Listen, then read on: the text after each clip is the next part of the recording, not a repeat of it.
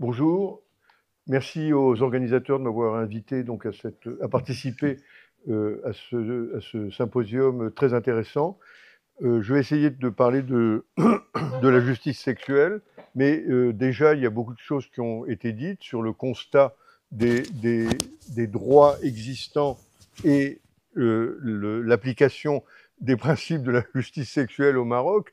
Je veux dire, je suis persuadé que que Bouchra a lu la déclaration sur la justice sexuelle et qu'elle a déjà mis en pratique tout ce qui était proposé. J'ai été très impressionné par ça.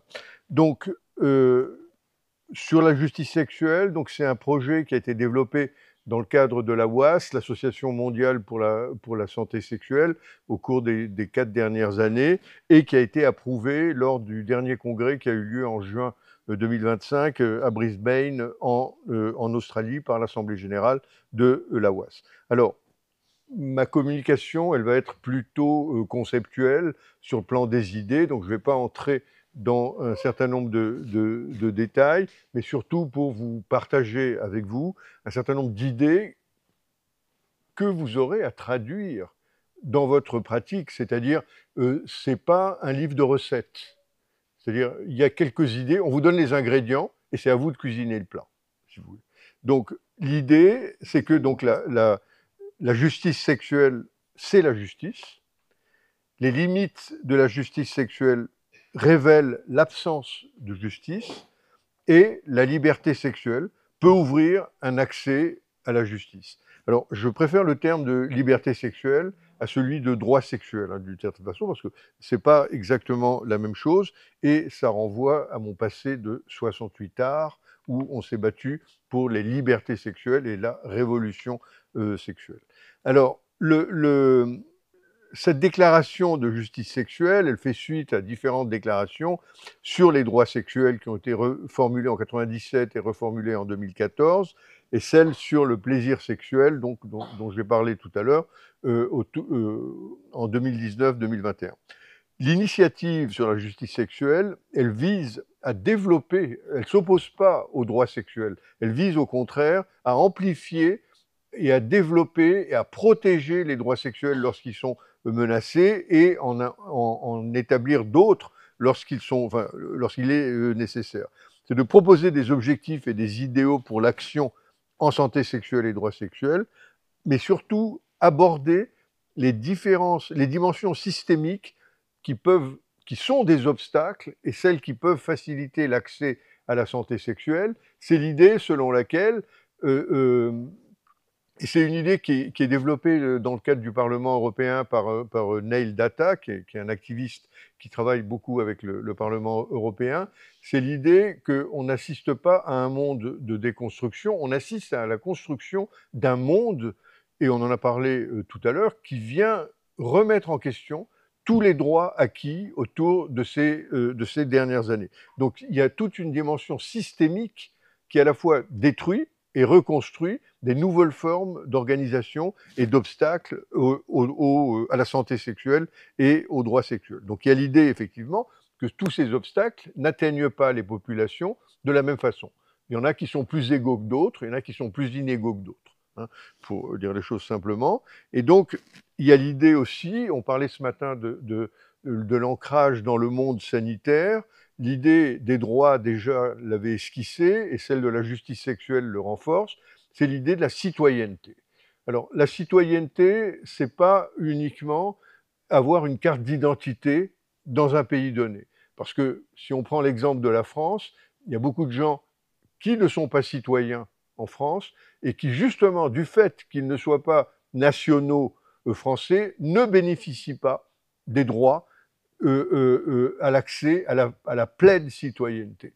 Donc l'idée de la citoyenneté, elle dépasse finalement, elle est héritée de la Révolution française, hein, et elle dépasse la question de l'appartenance nationale, et c'est le plein accès aux droits qui sont associés à la citoyenneté, dont sont privées les personnes qui ne sont pas des nationaux, et notamment, en ce qui nous concerne ici, en matière d'accès au système de santé.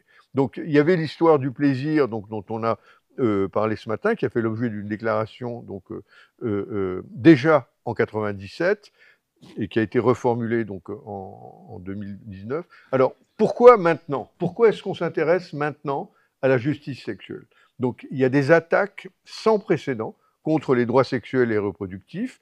Donc, il y a les restrictions de l'éducation sexuelle complète fondée sur des données avérées. Et en Italie, par exemple, récemment, ils veulent interdire l'accès à l'éducation sexuelle, qui est à la limite considérée comme une forme de pornographie. Hein. Il y a donc les campagnes anti-genre qui sont orchestrées par de puissants lobbies. Et quand on dit anti-genre, c'est à la fois les attaques contre les droits des femmes et des jeunes femmes et contre les populations LGBT, etc. Donc, il y a et qui bénéficient de financements extrêmement puissants et extrêmement élevés. Ce n'est pas des quelques huluberlus issus d'on ne sait où qui proposent quelques idées, c'est des campagnes financées et systématiques. Il y a la situation politique récente aux États-Unis qui formule des menaces sur les libertés académiques, la liberté d'expression, l'autonomie de la recherche et de publication, et surtout la fermeture de l'organisation américaine USAID qui met en danger, je veux dire, on évalue à plusieurs millions de personnes qui vont souffrir de l'absence, de la fin des financements américains. Alors évidemment, on pouvait critiquer l'impérialisme américain, etc., les plans PrEP et compagnie, mais je veux dire, ces plans, on se rend compte, c'est comme quand quand on enlève un organe, on se rend compte qu'il servait à quelque chose, finalement, et que ce n'était pas uniquement négatif. Il y a des situations de guerre permanente, de conflits armés et de nettoyage ethnique en Ukraine, en Palestine, Gaza, Darfour, Afrique centrale, et dans ces situations-là, les droits sexuels et la santé sexuelle ne sont pas les premiers droits qu'on met en avant dans des situations de difficulté, quand il y a des restrictions d'accès à la santé, quand les hôpitaux sont détruits, quand les médecins sont emprisonnés ou tués. Je veux dire, on s'occupe des nourrissons, on s'occupe des... Alors, les femmes enceintes, hein, je veux dire, c'est tout à fait important, mais il y a les mutilés, les blessés, et je dirais, alors, en Ukraine, il y a un médecin qui s'occupe de la réhabilitation sexuelle des soldats qui ont été blessés, mutilés au cours de la guerre. Donc ça, c'est aussi des initiatives qui existent. Il y a les crises sanitaires, le Covid, paludisme, la dengue, le VIH, l'obscénité et les épidémies de troubles mentaux, les crises économiques et climatiques avec la pénurie de ressources et les inégalités, l'oppression permanente. Donc on voit, et la liste est, je veux dire, est loin d'être exhaustive. Hein, je veux dire, on n'a pas la possibilité d'identifier toutes les situations d'oppression et de classe et coloniale qui s'intensifient au fil du temps. On va voir ce qui va sortir de la conférence de Belém au Brésil, hein, je veux dire, mais déjà, on n'est pas extrêmement positif. Les Indiens Guarani qui se sont assemblés pour aller dans cette conférence disaient « Le cochon ne doit pas affronter tout seul le jaguar. Il faut qu'on aille en troupeau de cochons pour résister au jaguar. » Et je crois que c'est une excellente leçon donc de l'idée de nous unifier, justement, pour ne pas se faire bouffer par le monstre. Ces conséquences, donc, alors voilà, donc ça n'affecte pas tout le monde de la même façon, donc ça je l'ai déjà dit. Alors, quels sont les piliers conceptuels, les principes de la justice sexuelle? Alors, moi je tiens beaucoup à la question de la dignité. Si vous voulez. Alors la dignité, c'est un concept qui peut être utilisé, et on le voit autour de la fin de vie, si vous voulez. Hein. Il y en a qui considèrent que faciliter la mort volontaire, aider à la mort volontaire, est une atteinte à la dignité humaine. On doit rester, souffrir, etc. Et à l'inverse, il y a une organisation qui s'appelle l'Association pour la mort dans la dignité, qui plaide pour la liberté et l'accès au suicide. L'idée de ceux qui sont contre ça, c'est que le corps humain, c'est le corps du Christ, et qu'on n'a pas le droit d'y toucher. Et je crois que cette idée, si vous voulez, que de la non-patrimonialité du corps humain, c'est-à-dire qu'on n'est pas propriétaire de son corps est une idée qui va au-delà du monde catholique, c'est est-ce qu'on a le droit, qu'est-ce qu'on peut faire avec son propre corps, si vous voulez, ou pas. Je veux dire, et ça, on le voit. Alors, il y a soit l'intervention des religions, soit l'intervention des groupes sociaux, les uns contre les autres, ou des genres, ou des générations, qui, comme disait Bouchra, le corps de la femme appartient à tout le monde, sauf à elle-même, et ça me fait associer tout de suite sur le regretté Guillaume Kangem, un des fondateurs du Phare, qui disait « Mon corps appartient à tous ceux qui veulent en jouir ». Pas la même chose, hein, je veux dire, autour de ces questions. Il y a la question de l'autonomie personnelle, qui est une dimension importante, mais qui est quand même quelque chose, on pourrait dire, de libéral, parce que cette autonomie qui fait que vous êtes en mesure de signer des contrats, de signer des consentements, elle n'est pas toujours garantie par les déterminants sociaux, politiques, relationnels. L'autonomie, elle est toujours menacée par la domination ou le pouvoir ou la coercion que quelqu'un d'autre ou qu'une institution exerce sur vous. La citoyenneté, donc j'en ai déjà parlé, c'est la question de l'appartenance à la communauté, la participation et la solidarité, qui implique effectivement des droits et des responsabilités. Et ensuite, il y a la question de la place ou la priorité des pauvres, des personnes vulnérables et des victimes des injustices. Alors, cette initiative donc, a différents objectifs, donc, qui sont de garantir la protection, le respect et la promotion des droits sexuels et reproductifs. Alors, je voudrais quand même faire une parenthèse ici sur la question de droits reproductifs et droits sexuels, parce que les droits sexuels et reproductifs et la justice sexuelle, tout ça a commencé avec le développement des droits reproductifs et de la justice reproductive il y a plus d'une vingtaine d'années avec le caucus des femmes noires aux États-Unis et des femmes africaines dans des organisations internationales. C'est effectivement de garantir la liberté du corps, l'intégrité corporelle, notamment en matière de choix reproductifs. On a voulu déplacer le curseur et de remettre l'accent sur la dimension de la sexualité, dans la mesure où, pour garantir les libertés reproductives, on a considéré qu'il fallait avoir des libertés sexuelles. Finalement, pour la majorité de la population, la procréation se fait toujours, on dirait, par voie naturelle. Alors, il y en a une partie qui font des enfants autrement, hein, je veux dire avec des aides technologiques, ce qui est aussi un droit, mais la question de la sexualité reste quand même centrale sur la pratique reproductive. Et ensuite, il fallait ouvrir, il ne fallait pas enfermer la sexualité dans le giron de la procréation et de la reproduction, parce que pour beaucoup de gens, l'activité sexuelle n'est pas orientée ou sous-tendue par les objectifs procréatifs, par choix ou par âge, ou par condition médicale, ou par statut de réfugié, prisonnier ou autre. Donc, se pose effectivement la question de l'autonomie de la vie érotique, on pourrait dire, ou de l'activité sexuelle, indépendamment d'une de ses conséquences, qui est la procréation, la fécondation. Donc il y a la question de se centrer par rapport à d'autres organisations, comme l'IPPF par exemple, qui travaillent beaucoup sur la justice reproductive. Hein. Donc il est question de se diviser le travail.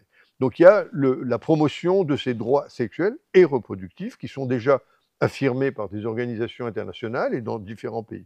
Il y a l'idée de rétablir, alors c'est l'équité, c'est-à-dire, alors, qui n'est pas contradictoire avec l'égalité, parce que l'égalité, c'est tout le monde pareil, mais l'équité, c'est chacun selon ses besoins.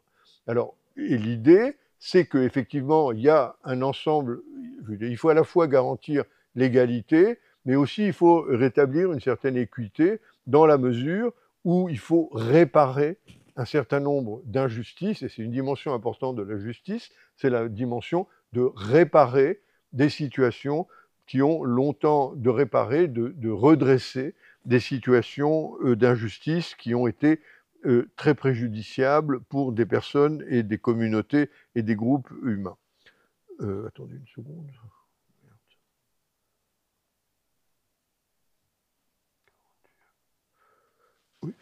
Donc, remettre en question, et d'autres en ont parlé ce matin, donc les normes, les représentations, les préjugés, les attitudes et les pratiques institutionnelles. Donc, et ça, Bouchra donc, on a montré déjà l'application pratique, et notamment les préjugés à l'égard des modes de vie et des identités de genre non hétéronormatifs et non conjugaux. C'est-à-dire, finalement, est-ce que la sexualité est possible, hein, en dehors, enfin, est possible et tolérée ou légale ou protégée en dehors des situations conjugales et en dehors des situations d'hétéronormativité. Et on le voit, je veux dire, d'une certaine façon, le couple et l'amour restent des normes extrêmement puissantes, extrêmement intériorisées et partagées par les professionnels de santé. Le bon sexe, c'est celui qui se déroule dans un cadre amoureux. Et on l'a vu ce matin, l'amour n'est pas la seule motivation, même si l'amour est partagé, c'est notre idéal, même à moi, à tous, de vie, disons, de vie amoureuse, de vie érotique, mais ça n'est pas le cas dans toutes les situations. La vie sexuelle n'est pas intrinsèquement liée à l'amour, et la place de la sexualité dans le mariage, en tout cas dans le monde occidental, elle est très récente, elle remonte à 2 siècles. Le mariage, c'était pas fait pour faire l'amour, c'était pour faire des enfants et protéger du patrimoine. Et au Brésil, il y a même une dimension raciale, on pourrait dire d'apartheid. Il y a pour les hommes dominants blancs, il y a 3 catégories de femmes. Il y a la blanche avec laquelle on fait des enfants, il y a la mulâtresse avec laquelle on fait l'amour et on a des relations érotiques, et il y a la femme noire qui est là pour travailler et faire le ménage. Donc on voit qu'il y a des systèmes de catégorisation, de division des possibilités érotiques et sexuelles. Et ensuite, donc, il y a l'idée de travailler avec les organismes publics, avec les organisations internationales à tous les niveaux, pour essayer de diminuer les injustices. Les niveaux d'intervention, alors effectivement, en tant qu'organisation professionnelle, ici on est des niveaux de professionnels, il me semble que notre premier objectif, c'est de balayer dans notre cours à nous-mêmes, c'est-à-dire d'essayer d'introduire la question des droits et de la justice au sein même de la pratique clinique et de la pratique éducative. Finalement, la clinique ou l'éducation, ça n'est pas des choses qui tombent du ciel ou qui vivent dans un univers qui est coupé de la société. On reproduit probablement, inconsciemment, des inégalités, des injustices au travers des interventions éducatives et des interventions cliniques, soit parce que tout le monde n'y a pas accès en fonction de ses besoins, soit parce qu'au cœur même de la pratique, on maintient des catégories de l'injustice, et donc la formation est un des éléments qui est le plus accessible, on pourrait dire le moins idéaliste, pour transformer radicalement, je dirais, et inclure la justice alors comme une dimension d'éthique, hein, dans l'éthique médicale, et notamment l'éthique de la médecine sexuelle, la question de la justice est un critère important et l'éthique, c'est ce à quoi doivent adhérer ou devraient adhérer les professionnels qui s'engagent dans ces pratiques. Donc on a une déclaration qui a été publiée, donc, et à laquelle vous pouvez accéder sur le site de la WAS, World Association for Sexology. Elle est traduite en français, elle est traduite en portugais, elle est traduite en espagnol, elle a été traduite en japonais, donc vous pouvez y accéder, je ne vais pas vous la répéter ici, et je voudrais remercier le comité qui a travaillé sur cette déclaration et avec lesquels on continue donc à travailler, mais surtout, je vous invite à vous approprier cette déclaration, à la transformer. Ce qu'a fait Bouchra ce matin, elle a redonné une définition de la justice sexuelle, et je crois que c'est, je dirais très positivement, c'est une fille publique. Elle appartient à tout le monde. Voilà. Merci.